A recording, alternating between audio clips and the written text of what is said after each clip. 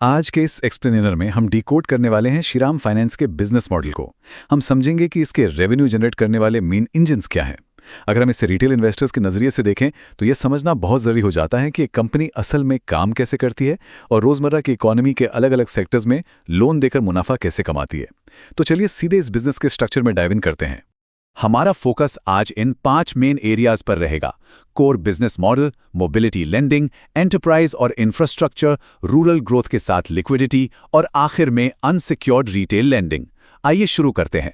सबसे पहले बात करते हैं इनके कोर बिजनेस मॉडल की, जो इस पूरे इंजन की मजबूत नींव है। सिंपल शब्दों में कहें तो श्रीराम फाइनेंस एक vertically integrated retail asset financing NBFC है। इसका मतलब यह है कि इनका पूरा फोकस बड़े कॉर्पोरेट्स पर नहीं, बल्कि एक बहुत ही स्पेसिफिक मार्केट पर है।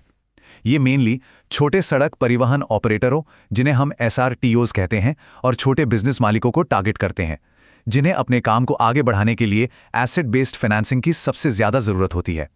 अब आते हैं इनके पोर्टफोलियो के उस हिस्से पर जो सड़कों पर दौड़ते पहियों को फाइनेंस करता है, यानी मोबिलिटी लेंडिंग। अगर हम इनके व्हीकल फाइनेंसिंग को देखें तो इन्होंने इसे बहुत ही सलीके से 3 कैटेगरीज में बांटा हुआ है। हैवी ट्रांसपोर्ट के लिए कमर्शियल व्हीकल्स, सेमी अर्बन परिवारों के लिए पैसेंजर गाड़ियां और ग्रामीण इलाकों के डेली कम्यूट के लिए 2 व्हीलर्स। हर एसेट के लिए इनका टारगेट मार्केट बिल्कुल क्लियर है। और यहाँ एक बहुत ही दिलचस्प आंकड़ा सामने आता है। इनका कमर्शियल व्हीकल सेगमेंट, जो कि सबसे बड़ा हिस्सा है, वहाँ ओरिजिनेटिंग को लेंडिंग अरेंजमेंट्स में ये लगभग 13.5% का weighted average interest rate command करते हैं। बिजनेस के नज़रिए से देखा जाए तो ये काफ़ी अट्रैक्टिव है।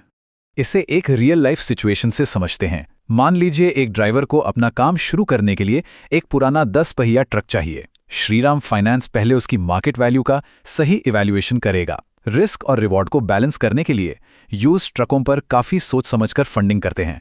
आमतौर पर ये वैल्यू का करीब 65% तक ही लोन देते हैं और वो ट्रक खुद उस लोन की सॉलिड सिक्योरिटी बन जाता है। लेकिन कहानी सिर्फ ट्रकों तक लिमिटेड नहीं है। सेमी अर्बन फैमिलीज के लिए पैसेंजर गाड़ियां इनके लिए एक हाई ग्रोथ एरिया साबित हो रही हैं। वहीं 2 व्हीलर्स की बात करें तो इन्होंने लोकल डीलरशिप्स पर डायरेक्ट सेलिंग एजेंट्स यानी डीएसए का नेटवर्क बनाया हुआ है, जिससे कस्टमर्स को सीमलेस तरीके से लोन मिल जाता है। चलिए अब मोबिलिटी से आगे बढ़ते हैं और देखते हैं कि ये लोकल एंटरप्राइज और भारी इंफ्रास्ट्रक्चर की ग्रोथ को कैसे फ्यूल करते हैं। एमएसएमई लेंडिंग में इनका रिस्क मैनेजमेंट काफी स्मार्ट है। बड़े टिकट साइज वाले लोन्स के रिस्क को कवर करने के लिए उसे प्रॉपर्टी मॉर्गेज से सिक्योर किया जाता है। लेकिन अगर लोन का अमाउंट छोटा है तो उसके लिए हमेशा रियल एस्टेट कोलैटरल की जरूरत नहीं पड़ती। ये अप्रोच छोटे बिजनेस ओनर्स के लिए बहुत फ्लेक्सिबल है। जैसे एक लोकल बेकरी के मालिक को ही ले लीजिए। अगर उसे अपने बिजनेस को एक्सपैंड करने के लिए नए इक्विपमेंट या डिलीवरी वैन की जरूरत है, तो वो अपनी दुकान की प्रॉपर्टी को कोलैटरल के तौर पर इस्तेमाल करके एमएसएमई लोन ले सकता है। इससे बिजनेस भी ग्रो करता है और लेंडर का पैसा भी पूरी तरह सेफ रहता है। इंफ्रास्ट्रक्चर स्पेस में भी इनका मॉडल ऐसा ही है। मान लीजिए किसी कंट्रैक्टर को सड़क बनाने का टेंडर मिला और उसे एक बैकहो लोडर चाहिए। कंपनी उसे वो मशीन फाइनेंस करेगी और इस केस में वो भारी मशीनरी खुद ही एक रॉक सॉलिड सिक्योरिटी का काम करेगी। अब बढ़ते हैं चौथे सेगमेंट की तरफ, ग्रामीण विकास और तुरंत लिक्विडिटी। ये हिस्सा कैश फ्लो मैनेजमेंट का एक बेहतरीन उदाहरण है। यहाँ आपको 2 बिल्कुल अलग तरह के रिस्क देखने को मिलेंगे। एक तरफ फार्म इक्विपमेंट है, जिसकी पूरी साइकिल अनप्रिडिक्टेबल मॉनसून पर टिकी है, और दूसरी तरफ है गोल्ड लोन, जो पूरी तरह से सोने के गहनों से सुरक्षित है और जो कस्टमर्स को रातों रात तुरंत लिक्विडिटी देता है। सोचिए, जब एक किसान अच्छी फसल की उम्मीद में ट्रैक्टर खरीदता है तो उसकी ईएमआई सीधे इस बात पर निर्भर करती है कि अगली फसल कैसी होगी।